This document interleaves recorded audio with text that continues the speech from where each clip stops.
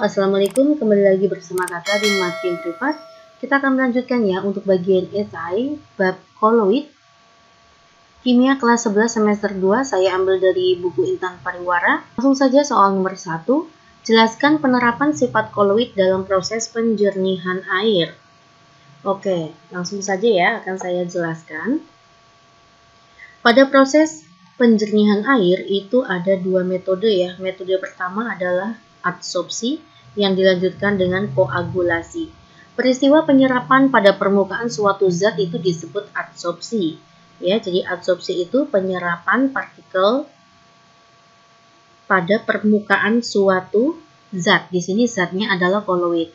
Apabila terjadi penyerapan ion pada permukaan koloid, maka partikel koloid tersebut akan bermuatan listrik. Hal itulah yang dapat mengakibatkan terjadinya pengikatan kotoran-kotoran dalam air.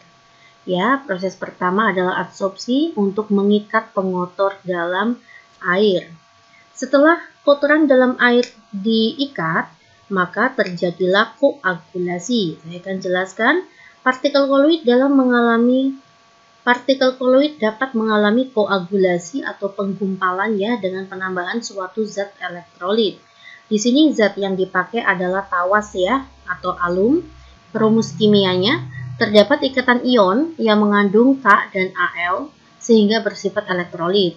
Koloid AlOH3 yang terbentuk akan mengadsorpsi, selanjutnya akan menggumpalkan dan mengendapkan kotoran-kotoran tersebut ke dasar air ya. Setelah tergumpal dengan ukuran yang cukup besar, memudahkan kita untuk menyingkirkan kotoran tersebut dalam pembersihan air. Oke ya guys, silakan pelajari kembali. Inilah jawaban untuk soal nomor 1. Kita akan masuk soal nomor 2. Kecap merupakan cairan kental berwarna hitam yang biasa dicampurkan ke dalam makanan untuk menambah cita rasanya. Kecap terbuat dari bahan dasar kedelai, jadi bahan dasarnya adalah kedelai dan tergolong tipe koloid emulsi. Jelaskan pendapat Anda mengenai pernyataan tersebut. Ya, di sini kecap termasuk jenis koloid. Itu benar ya, karena dilihat dari bahan pembentuknya terdapat fase terdispersi yaitu kacang kedelai berupa padatan dan medium pendispersinya yaitu cair. Maka itu bukan emulsi ya, padat dalam cair itu harusnya adalah sol. Pembuatan kecap ini juga menggunakan salah satu cara pembuatan koloid yaitu dengan cara dispersi. Pembuatan koloid dari partikel kasar ya. Partikel kasar di sini adalah kacang kedelai diolah menjadi koloid. Oke. Ya, inilah penjelasannya.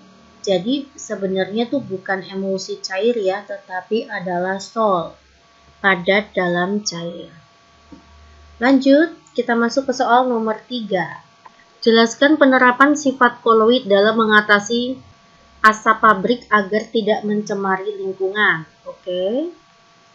Proses pada cerobong asap ya di sini ya menggunakan alat Cottrell.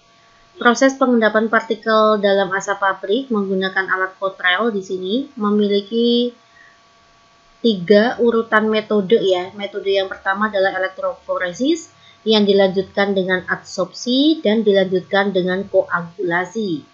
Yang pertama adalah elektroforesis, yaitu teknik pemisahan koloid berdasarkan perbedaan muatan ya, karena adanya pengaruh medan magnet juga.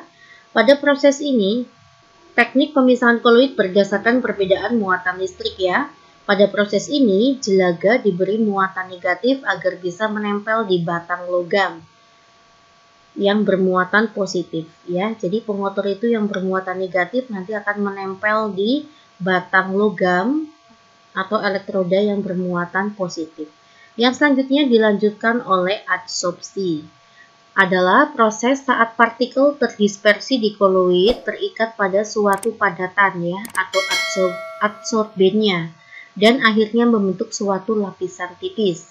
Jelaga akan membentuk lapisan tipis pada logam yang memudahkan kita untuk menghilangkan jelaga tersebut. Oke, selanjutnya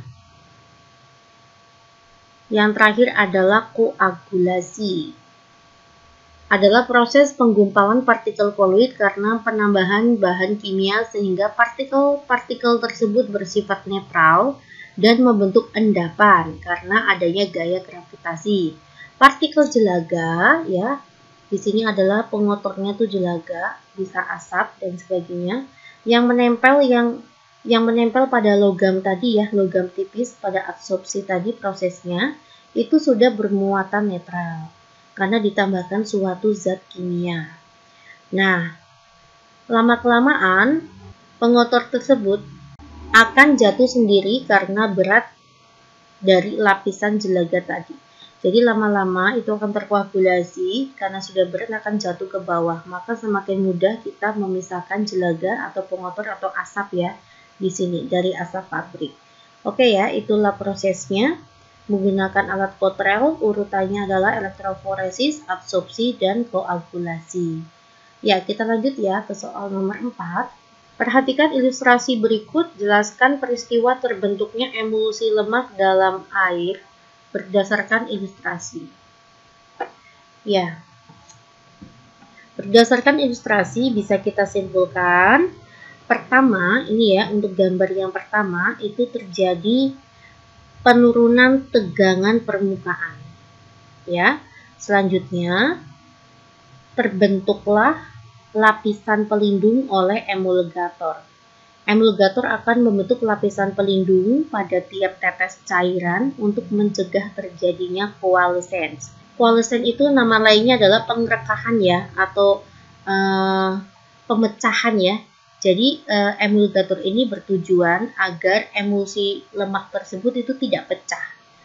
Koalesens itu sama aja dengan cracking atau pemecahan ya, atau pecah. Jadi kita menghindari pemecahan tersebut dengan penambahan emulgator. Selanjutnya, bagian hidrofilik akan mengarah ke air. Ini adalah bagian hidrofiliknya, itu yang kepala ini kepalanya. Nah, ini adalah hidrofilik. Bagian hidrofilik itu akan mengarah ke air dan bagian lipofilik itu akan mengarah ke lemak ya, lemak itu yang di dalam ini. Nah, jadi peristiwa terbentuknya emulsi diawali dengan penurunan tegangan permukaan, kemudian pembentukan lapisan pelindung oleh emulgator. Oke ya, semoga membantu. Ratna mengalami diare karena diduga mengkonsumsi makanan yang tidak higienis. Dokter menyarankan Ratna agar mengkonsumsi norit atau karbon aktif untuk mengurangi rasa sakitnya. Benarkah tindakan tersebut? Jelaskan. Oke, saya akan coba jelaskan ya. Nah, tindakan Ratna itu sudah benar ya, sudah benar.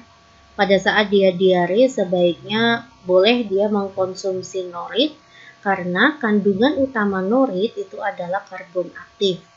Karbon aktif itu terbuat dari arang yang telah digerus hingga menjadi sangat halus. Dengan ukuran partikel yang kecil dan halus ini, karbon aktif memiliki luas permukaan yang besar.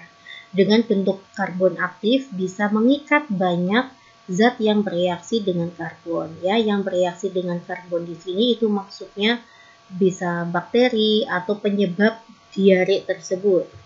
Karbon aktif akan bekerja mengikat racun ya, mengikat racun sehingga racun terikat. Setelah terikat lalu digumpalkan sehingga bisa dikeluarkan dari tubuh melalui kotoran. Begitu ya guys.